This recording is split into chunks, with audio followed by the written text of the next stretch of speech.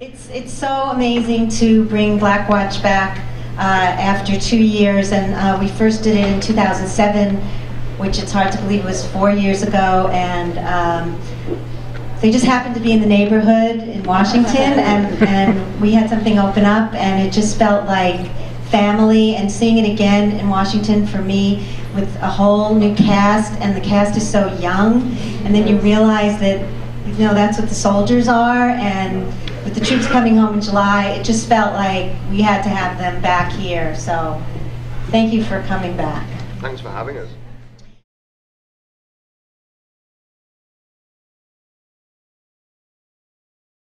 It was the start of the National Theatre of Scotland, and Vicky Featherstone was appointed artistic director, still is the artistic director, in 2005, and we had to create a whole programme for 2006, which was our inaugural year. And she was reading the newspaper, and there was, in the same issue, on 2 separate pages, there was a story about the 3 soldiers and the translator dying in a suicide bomb.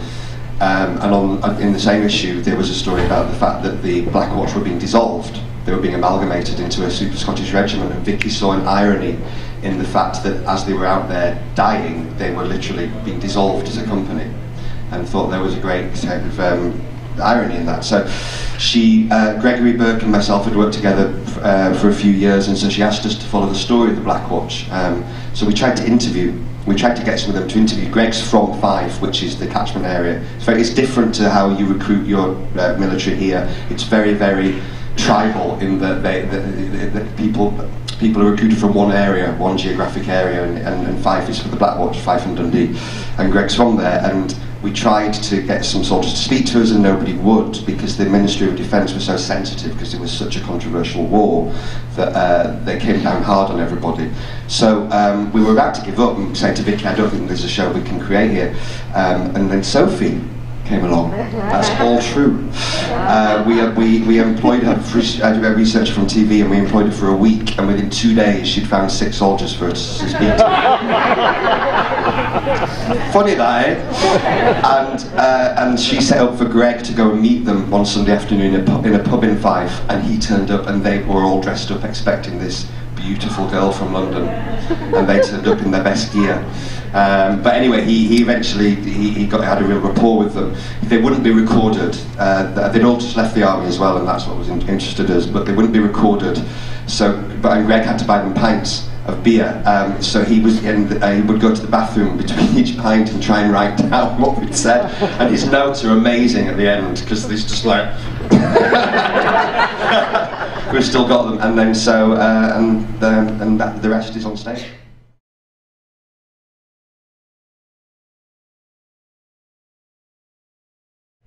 Yeah, we'd said it from the outset. John had approached me and said we wanted to make a very physical piece about the war, and we did a few workshops, and we just did things like looked at the size of a pool table and made people look like they've been, just asked them to throw themselves around a room like they've been blown up. It was very very simple stuff. Not all of it worked.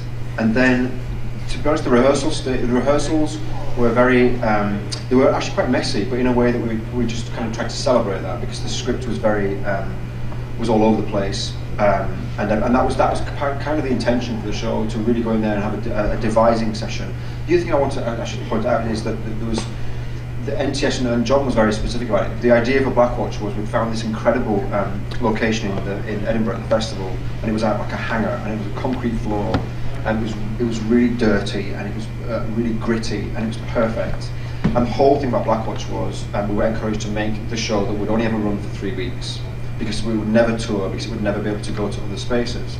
So as a creative team, we just tried to hold our nerve, and we did have there was a couple of dark nights towards the end of it when we just didn't have any sense of what the piece was saying precisely. We knew that we were in the right area, but the whole time was just make the show that's going to run for 3 weeks, so you might as well take a huge risk on it.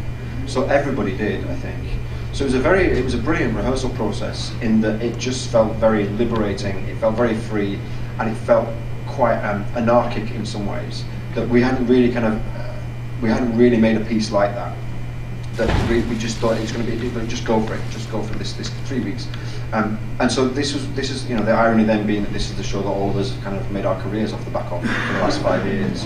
And the show, the minute it for yourself. No, but the minute, and you know, it's a kind of, I know it's a crass thing to say, but to be honest, that the first night when Parade finished, and the audience just all sat there because there'd been no reviews, so nobody knew what to think about the piece. So nobody stood up, I don't think. Everybody just sat there in stunned silence, including ourselves. And we all came out and went, wow, that's something's about to happen.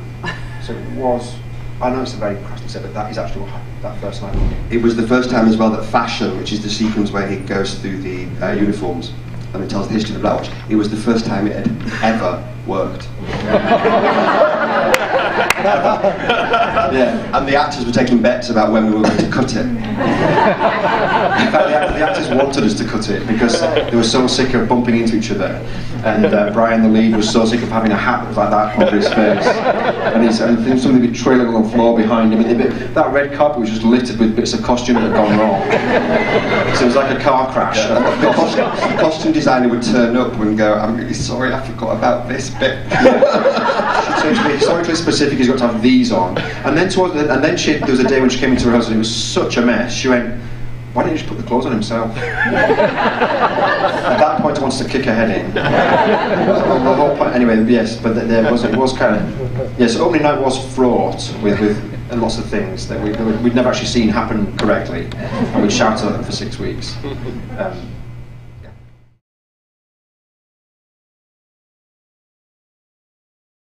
I mean, just following on from what Stephen said really about the rehearsal process, I wanted to make a love letter to Scottish theatre with this show because the traditions of Scotland, Scottish theatre, are variety, music hall, vaudeville. There's a lot of music, a lot of movement, a lot of direct address to the audience, but it's not necessarily a literary tradition. It's not written down like Shakespeare, and it feels a very kind of working class theatre tradition.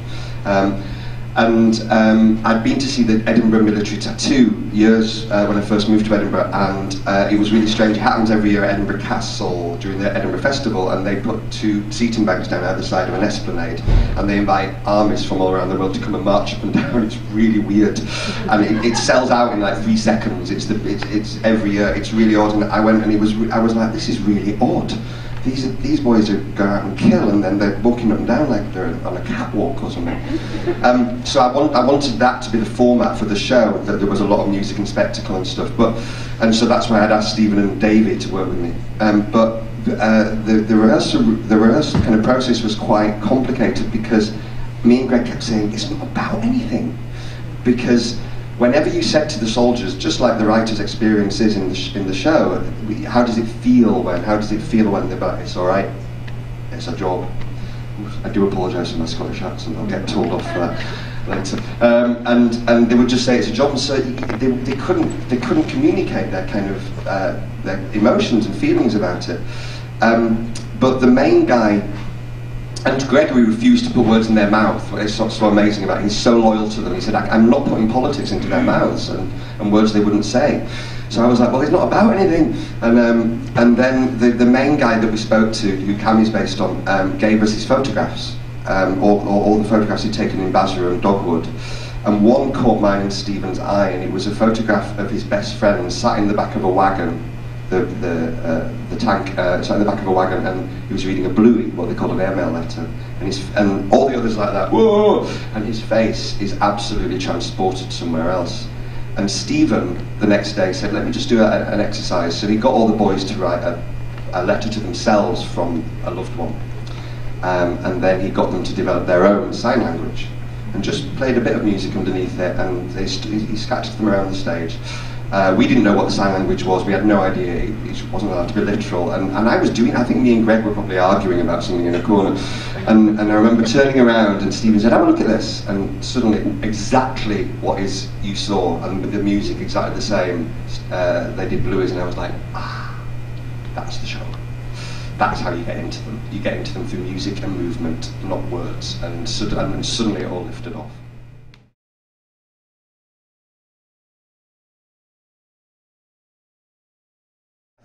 Well, it's always a very humbling experience, and I think it's one of those ones where I actually find it quite difficult when you get those kind of audience members in, because I suddenly feel like theatre doesn't come close to honouring what happens in the rehearsal room with this piece.